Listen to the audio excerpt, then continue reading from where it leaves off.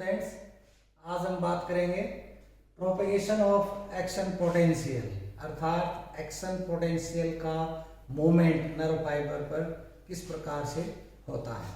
अब देखिए, इसके अंदर मैंने एक ग्राफ बनाया है, conductance of ions across nerve impulse membranes during propagation.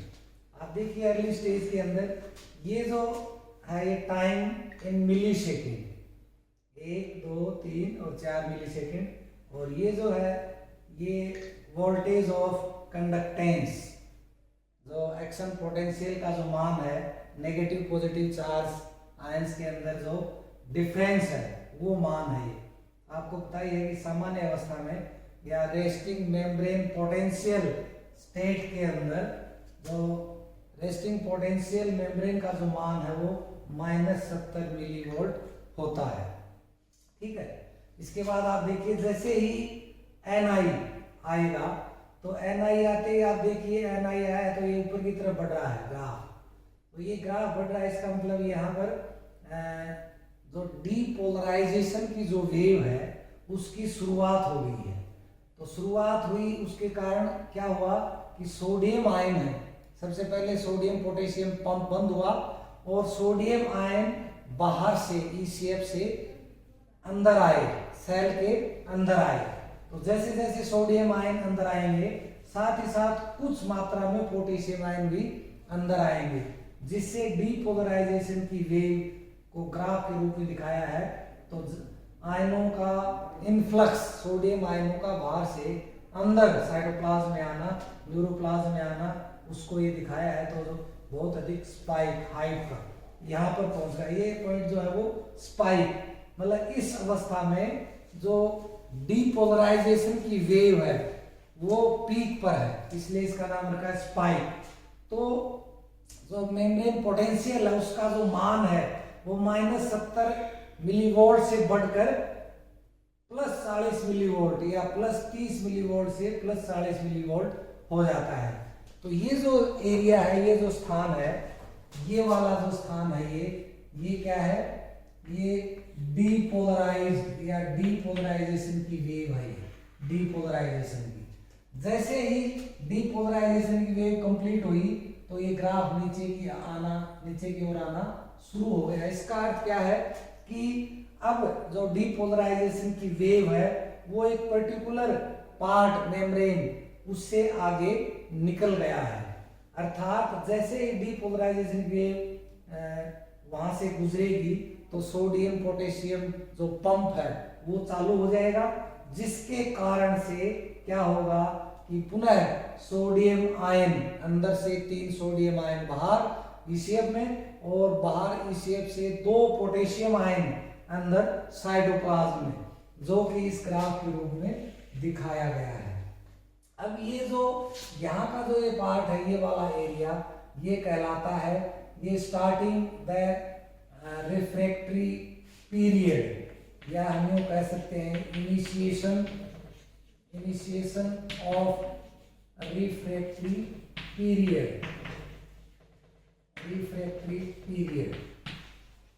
ठीक है। और ये क्या है, ये है रिफ्रैक्टरी पीरियड, अर्थात उसके बाद पुनः जो प्लाज्मा मेम्ब्रेन है वो रीपोलराइज हो गई है। ये रीपोलराइज मेम्ब्रेन का ग्राफ है जो इस लाइन से दिखाया गया है। इस तरह से जो एक्शन पोटेंशियल का जो दमन है या प्रोपेगेशन है वो इस तरह से होता है कि जैसे ही डीपोलराइजेशन की वेव आएगी तो सोडियम पोटेशियम पंप बंद होगा और अत्यधिक positive charge ion sodium ions का सेल के अंदर आने के कारण ये ग्राफ के रूप में इसको दर्शाया कि ऊपर तक स्पाइक या ओवरशूट स्पाइक और ये ग्राफ प्रदर्शित किया गया है। तो इस तरह से प्रोपेगेशन के दौरान जो आयनों का एक्सचेंज किस तरह से होता है, कल मैंने आपको बताया था कि रीपोलराइजेशन की स्थापना ईसीएफ में स्थित पोटेशियम आयनों के द्वारा, स्थापना की शुरुआत पोटेशियम आयनों के द्वारा और उसको परमानेंट बाहर पॉजिटिव चार्ज आयनों की स्थापना सोडियम आयनों के द्वारा की जाती है। अब आप नीचे वाले डायग्राम में देखिए, propagation of action potential in A conductive nerve fibre. अब आप देखिए डायग्राम ए के अंदर जो स्थिति है नर्व फाइबर की वो क्या है, पोलराइज्ड कंडीशन, अर्थात सोडियम पोटेशियम पंप चालू है जिसके कारण से अंदर से 3 सोडियम आयन बाहर और बाहर से 2 पोटेशियम आयन अंदर आते हैं। तो ये स्थिति होती है। यहाँ पर जो मेम्ब्रेन पोटेंशियल का जो मान है वो है -70 मिलीवोल्ट। अब डायग्राम बी के अंदर आप देखिए कि डीपोलराइजेशन अर्थात स्टिमुलाई आया तो उससे डीपोलराइजेशन की वेव यहाँ से यहाँ तक, जो डीपोलराइजेशन की वेव जो है गुजर रही है यहाँ से यहाँ तक है डीपोलराइजेशन की वेव। तो आप देखिए जैसे डीपोलराइजेशन की वेव हुई तो आयनों का एक्सचेंज हुआ, बाहर से पॉजिटिव चार्ज आयन अंदर आए और अंदर से नेगेटिव चार्ज आयन जो है वो बाहर आए। इसलिए ये जो मेम्ब्रेन है या न्यूरोलेमा है इतनी, यहाँ पर से एनआई गुजर रहा है, अर्थात इतनी मेम्ब्रेन का जो सोडियम पोटेशियम पंप है वो बंद हो चुका है। ठीक है, आगे का यहाँ से यहाँ तक सोडियम पोटेशियम पंप जो है वो अभी भी चालू है। अब नेक्स्ट कंडीशन में आप देखिए इस अवस्था के अंदर तीनों फेज हैं, तीनों फेज जो ट्रांसमिशन ऑफ एनआई या कंडक्शन ऑफ नर्व इंपल्स, तीनों फेज है। ये जो फेज है ये रीपोलराइज्ड, आप देखिए यहाँ पर ये डीपोलराइज्ड है, उसके बाद ये जो वेव है वो यहाँ पहुंची, यहाँ से यहाँ पहुंच गई है वेव डीपोलराइजेशन की। तो ये डीपोलराइजेशन की वेव पहुंची, इससे पहले का जो एरिया जहाँ ये पहले रही थी तो ये रीपोलराइज, ये डीपोलराइज और ये पोलराइज। तो ये जो डीपोलराइजेशन की वेव है जो कि दोनों ओर से किससे जुड़ी हुई है, किससे संपर्क में है, पोलराइज्ड और रीपोलराइज्ड। तो ये जो डीपोलराइजेशन की वेव है ये एडजेसेंट जो निकट वाली पोलराइज्ड जो मेम्ब्रेन है उसके लिए एक ये बैटरी का काम करती है, चार्जिंग का काम करती है बैटरी का। इस तरह से फिर आगे जो अभी पोलराइज्ड है वो कुछ समय बाद डीपोलराइज्ड हो जाएगी और अभी जो डीपोलराइज्ड है वो कुछ समय बाद रीपोलराइज्ड हो जाएगी। इस तरह से जो डीपोलराइजेशन की वेव है वो निकट वाली जो पोलराइज्ड जो भाग है उसके लिए बैटरी का काम करती है, जिसके कारण से पूरे नर्व फाइबर में जो एनआई एक सर्किट के रूप में, लोकल सर्किट के रूप में जो है वो कंडक्शन हो जाता है। तो ये बहुत कम समय में 2 मिलीसेकंड के अंदर एक न्यूरॉन के अंदर जो एनआई का जो वेलोसिटी है वो 2 मिलीसेकंड के अंदर, तो आप देखिए 2 मिलीसेकंड के अंदर किस तरह से ये डीपोलराइजेशन की जो वेव है ये आगे पोलराइज्ड एरिया तक पहुंचती है और डीपोलराइज्ड वाली जो कंडीशन है ये पुनः रीपोलराइज्ड हो जाती है। डायग्राम डी के अंदर आप देखिए कि इस जो नर्व फाइबर है इसका आधा भाग है रीपोलराइज्ड और आधा भाग है डीपोलराइज्ड, अर्थात जैसे जैसे ये दूसरे के कंटिन्यूएशन के अंदर, जैसे एनआई यहाँ पर शुरू हुआ तो अर्ली स्टेज में ये पोलराइज्ड अवस्था में थी, एनआई जैसे शुरू हुआ तो ये डीपोलराइजेशन की वेव आगे बढ़ती जाएगी और जो पोलराइज्ड अवस्था में जो न्यूरोलेमा है वो पहले डीपोलराइज्ड होगी और फिर रीपोलराइज्ड होगी। इस तरह से डीपोलराइजेशन की वेव एक बैटरी या लोकल सर्किट उत्पन्न होता है जिसके कारण से एनआई इतनी तीव्र गति से कंडक्ट होता है। अब आप देखिए एक ग्राफ शोइंग रिफ्रैक्टरी पीरियड, आपको मैं बता दूं यहाँ पर ये रिफ्रैक्टरी पीरियड, ये रीपोलराइजेशन और ये डीपोलराइजेशन, ये थ्रेशोल्ड स्टिमुलाई। आप देखिए ये जो है ये मिली सेकेंड का पैमाना है और ये मिलीवोल्ट का, ठीक है। अब आप देखिए इसके अंदर ये जो स्टेज है ये वाली, यहाँ से यहाँ तक की जो स्टेज है ग्राफ के अंदर बताई है मैंने, ये क्या है, इनिशिएशन या initiation of conduction of NI stimuli. जैसे ही सेंस ऑर्गन से न्यूरॉन्स में पहुंचता है तो वो न्यूरॉन्स उस स्टिमुलाई को एनआई में कन्वर्ट करते हैं।